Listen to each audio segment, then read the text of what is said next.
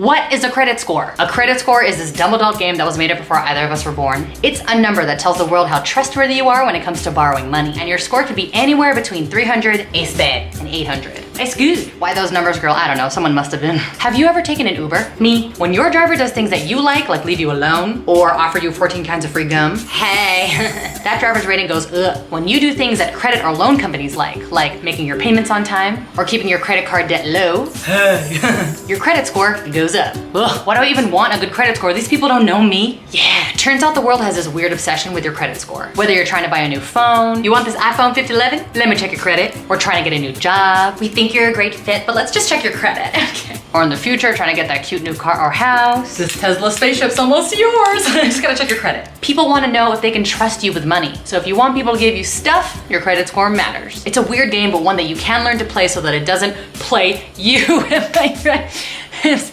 Sorry. I'm sorry, I'm listening. Don't watch.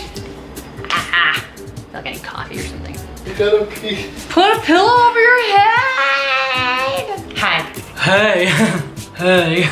Hey. Creepy. I'm sorry. It makes me shy.